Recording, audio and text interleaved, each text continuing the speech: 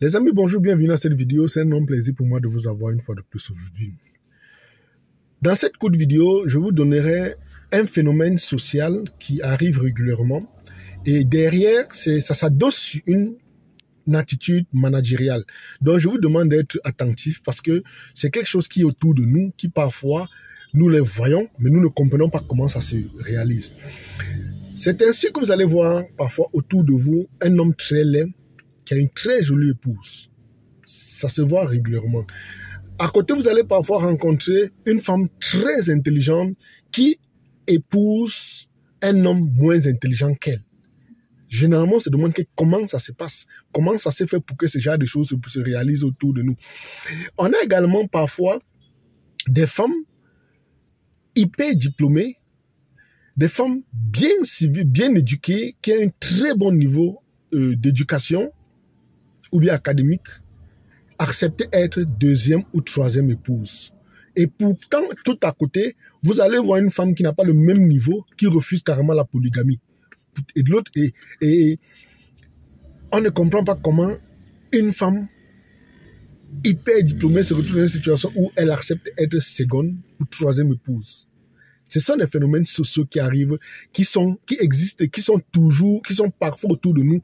Et comme je le dis, on ne comprend pas ce qui se passe. Pourtant, ça s'explique scientifiquement et ça s'explique également statistiquement. Ça, c'est le cas de la société. Il arrive maintenant dans les sociétés, je veux dire dans la communauté en fait. Maintenant, il arrive dans des cas où, dans une entreprise, on observe le même phénomène. Moi, particulièrement, j'ai été plusieurs fois confronté à ce genre de situation. Et tout entrepreneur, tout recruteur vous le dira. Il arrive des moments où on rencontre un jeune lors d'un entretien. Le jeune, vraiment, elle est très intelligent, il est calé à tous les niveaux et il est exceptionnel. Mais sauf qu'on le prend dans les débuts, au niveau de l'entreprise, il a l'air médiocre. Il a l'air carrément perdu, il a l'air parfois nul. Et de l'autre côté, on a le candidat qui avait l'air moyen lors de l'entretien. Au début, explose. Il réalise des choses inimaginables. Il fait des choses exceptionnelles. Et ça fait en sorte que parfois, on est un peu confronté à une situation de doute. On se demande, mais est-ce qu'on ne s'était pas trompé sur le bon candidat? Parce que celui qui avait l'air exceptionnel dans l'entreprise devient moyen. Celui qui avait l'air moyen devient exceptionnel. C'est des phénomènes qui existent. Et si vous êtes manager d'une entreprise, vous êtes gestionnaire d'une start-up ou bien d'un projet, vous allez comprendre d'où vient ce phénomène. On a également le même cas avec des commerciaux. Vous allez prendre parfois une société où vous avez des commerciaux. Le commercial qui a fait des exceptions, qui a fait des ventes exceptionnelles cette année, l'année qui suit devient moyen. Il baisse carrément en capacité, il baisse en niveau, il devient tout, en fait, presque blanc, presque perdu en fait. C'est le même phénomène qui arrive. On a en plus, derrière cela, vous allez parfois voir une entreprise qui, une certaine année, l'année précédente, a fait des chiffres exceptionnels, a fait des chiffres époustouflants. Et l'année suivante, l'entreprise stagne, l'entreprise piétine, au point où parfois l'entreprise peut menacer de fermer. Et généralement, on ne comprend pas comment c'est passé. Ça fait que, il arrive que pendant la stratégie de management, pendant les réunions, pendant les périodes d'études, ou bien pendant les périodes de réunions stratégiques, même les managers ne comprennent pas comment se fait-il que l'année dernière, ils ont eu de très bons résultats et puis cette année, ils ne sont pas en train de réaliser les mêmes performances. C'est le principe généralement de la victime de la taille. Il arrive des moments où une entreprise, elle est grande, l'entreprise fait de très bons résultats. Les gens ont tendance à dormir sur les lauriers parce qu'ils pensent qu'ils sont déjà bons. Ils pensent qu'ils sont déjà exceptionnels. Ils pensent qu'ils ont déjà gravi toutes les étapes. Et elles ont tendance, les salariés ont tendance à baisser les bras, à baisser les performances parce qu'ils ont travaillé et ils ont vu de bons résultats, croyant que ça devait toujours se reproduire de façon naturelle. Et cette performance carrément baisse. C'est pour simplement vous dire que ce phénomène s'appelle la régression vers la moyenne. C'est quelque chose qui existe à la fois dans des entreprises et dans la société. Lorsqu'on atteint un certain sommet, lorsqu'on atteint le plafond de verre, on a tendance à régresser. C'est ce qu'on va dire, on régresse vers la moyenne. Parce que on a atteint le niveau et on pense qu'il n'y a plus rien au-dessus. Et comme il n'y a plus rien au-dessus, qu'est-ce qu'on fait? La moyenne autour de nous est dans une certaine catégorie. On s'arrange à vouloir descendre, retrouver cette moyenne. C'est ce qu'on appelle généralement la régression vers la moyenne.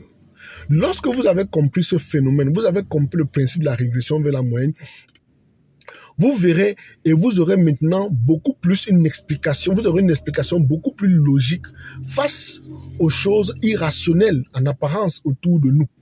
Vous aurez beaucoup plus d'explications sur des phénomènes qui en réalité ne devraient pas être. C'est tout simplement le phénomène de la régression vers la moyenne. Et ça arrive à la fois aux entreprises, ça arrive à la fois aux personnes, ça arrive à la fois même à nos enfants à la maison. Un enfant qu'au premier trimestre, il a eu de très bons résultats. Et le second, il échoue carrément, il plonge. Parce qu'on l'a tellement félicité, on l'a tellement dit, donné des honneurs, qu'il a oublié de maintenir le cap. Il a oublié, il a relâché et il a plongé. C'est un avertissement que j'en profite pour vous donner. Si vous vous lancez, vous êtes dans un phénomène où les choses marchent bien, faites très attention parce que vous avez beaucoup plus de chances de vous retrouver dans le principe de la régression vers la moyenne. Et c'est quelque chose qui affecte à la fois les entreprises, à la fois les humains. Donc, c'était un court message pour vous dire de voir cette stratégie, de travailler ça dans votre stratégie, de travailler ça dans votre quotidien pour ne pas vous retrouver en train de faire descendre vers la régression vers la moyenne. Parce que l'erreur, c'est quoi? Si vous descendez et vous ne prenez pas conscience, vous ne comprenez pas véritablement que c'est plutôt la régression vers la moyenne, vous avez la possibilité de vous amuser, vous allez encore plonger. Parce qu'à un moment donné, vous allez commencer à vous identifier aux gens qui sont au même niveau que vous. Vous allez vous identifier aux entreprises qui sont en même catégorie et faire des comparaisons. Au lieu de faire une comparaison avec des entreprises qui sont au-dessus, pour chercher à les rattraper, vous allez pouvoir faire la comparaison avec ce qui est en moyenne comme vous. Et plus le temps va passer, à un moment donné, vous allez vous retrouver encore en train de régresser. C'est ça, c'est plus à la fois à la place des managers, à la place des entrepreneurs, à la place des vendeurs, à la place des compétiteurs. C'est l'une des raisons pour lesquelles vous devez constamment travailler sur vous, travailler sur vos compétences, travailler sur vos connaissances. Donc, c'était une petite vidéo pour vous parler de ce phénomène qui existe. Je suis Tchakoun Tennis depuis Douala au Cameroun. N'oubliez pas que du 20 au 30 juin, nous serons du côté de Singapour pour notre tourisme entrepreneurial où on parlera du négoce des matières premières. Et je l'ai dit, nous allons prendre l'occasion de créer notre propre entreprise sur place, une entreprise offshore, pour que tous les apprenants puissent avoir une entreprise, que vous ayez directement fini le séminaire et vous vous retrouvez avec votre société déjà créée. Derrière, je rappelle en plus, nous avons en ce moment 20 000 tonnes de cacao en vente, 20 000 tonnes de cacao ivoirien en vente. Donc, c'est dire que si vous avez besoin de cacao, vous nous contactez. Et ceux qui peuvent vendre 1000 tonnes, vous pouvez vous retrouver avec 10 millions de francs. Et vous n'avez aucun effort à faire parce que vous ne produisez pas le cacao, vous ne cherchez pas le financement, vous cherchez juste l'acheteur. Donc, si vous êtes intéressé, ne manquez pas de nous contacter, de joindre les numéros qui s'affichent sur nos écrans et surtout, cliquez sur le lien qui figure dans la description de cette vidéo et retrouvez notre côté pour parler de bonnes choses. Je suis Ernest Tchakoun, je vous aime, à bientôt, à la FIA.